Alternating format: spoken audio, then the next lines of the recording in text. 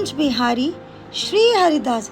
जय जय श्री राधे राधे राधे। कृष्ण भक्तों, आप सबका कृष्णा प्रेम दीवानी चैनल में हार्दिक हार्दिक स्वागत है।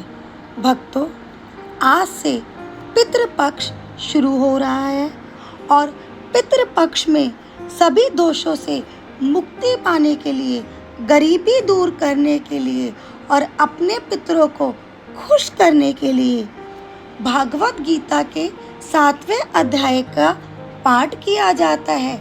इस वीडियो में हम श्रीमद् भागवत गीता के 7वें अध्याय का महात्म्य का वर्णन करेंगे और दूसरी वीडियो में हम इसका पाठ लेके आएंगे। इन दोनों को करने से हमारे जो पितृ हैं वो खुश होते हैं और हमारे ऊपर हरि कृपा प्राप्त होती है। आइए श्रीमद् भागवत गीता के 7वें अध्याय के महात्म्य का श्रवण करते हैं। एक बार प्रेम से बोलो, श्री वृंदावन बिहारी लाल की जय। जय जय श्री राधे। भगवान शिव कहते हैं, हे पार्वती, अब मैं 7वें अध्याय का महात्म्य बतलाता हूँ, जिसे सुनकर कानों में अमृत राशि भर जाती है। पाटलिपुत्र नामक एक दुर्गम नगर है, जिसका गोपुर द्वार बहुत ही ऊंचा है। उस नगर में शंकर्ण नामक एक ब्राह्मण रहता था।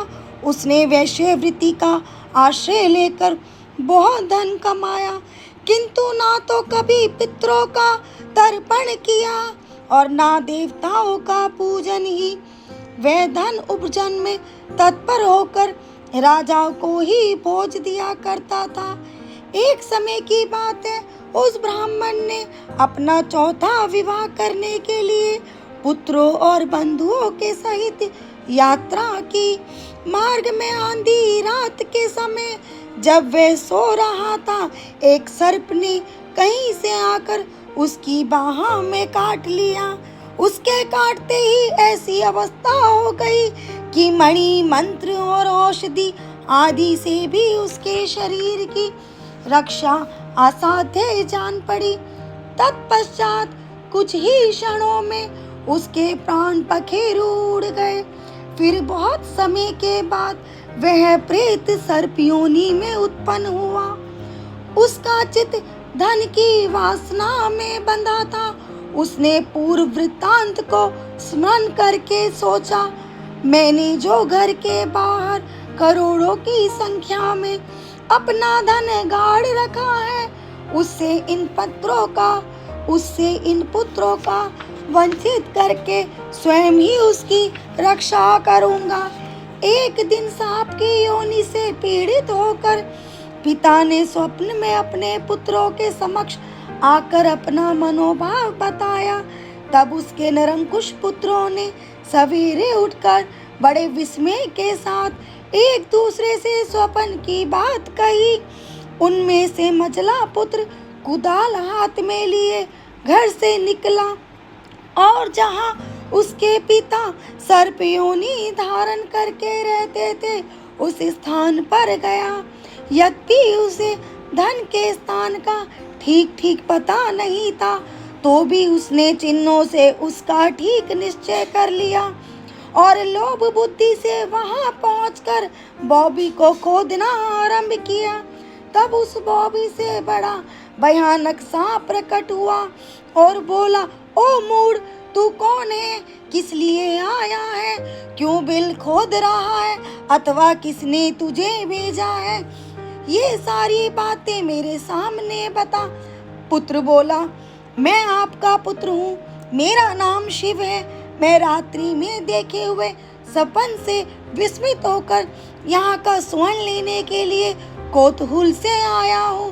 पुत्र की ये वाणी सुनकर वे सांप हंसता हुआ उच्च स्वर से इस प्रकार स्पष्ट वचन बोला, यदि तू मेरा पुत्र है तो मुझे शीघ्र ही बंधन से मुक्त कर। मैं पूर्व जन्म के गाड़े हुए धन के लिए ही सर्प योनि में उत्पन्न हुआ हूँ। पुत्र ने पूछा, पिताजी, आपकी मुक्ति कैसे होगी? इसका उपाय मुझे बतलाइए, क्योंकि मैं इस रात में सब लोगों को छोड़कर आपके पास आया हूँ। पिता ने कहा, बेटा, गीता के अमृत में 7वें अध्याय को छोड़कर मुझे मुक्त करने में तीर्थ, दान, तप और यज्ञ भी सर्वथा समर्थ नहीं है। केवल गीता का 7वें अध्याय प्राणियों के जरा, मृत्यु आदि दुखों को दूर करने वाला है। हे पुत्र, मेरे श्राद्ध के दिन 7वें अध्याय का पाठ करने वाले ब्राह्मण को श्रद्धा पूर्वक भोजन कराओ, इससे निसंदेह मेरी मुक्ति हो जाएगी। वत्स, अपनी शक्ति के अनुसार पूर्ण श्रद्धा के साथ वेद विद्या में प्रवीण अन्य ब्राह्मणों को भी भोजन कराना। सर्पयोनि में पड़े हुए पिता के ये वचन सुनकर सभी पुत्रों ने उसकी आज्ञा के अनुसार तथा उससे भी अधिक किया, तथा शंकुन ने अपने सर्प शरीर को त्याग कर दिव्य देह धारण किया और सारा धन पुत्र के अधीन कर दिया। पिता ने करोड़ों की संख्या में जो धन बांट कर दिया था, उससे वे सदाचारी पुत्र बहुत प्रसन्न हुए।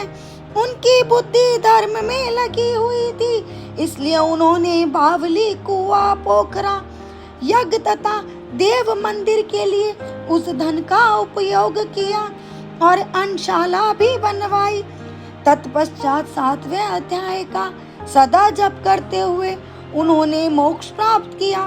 पार्वती, ये तुम्हें 7वें अध्याय का महात्म्य बताया गया है, जिसके श्रवण मात्र से मानव सब पातकों से मुक्त हो जाता है। बोलो वृंदावन बिहारी लाल की जय।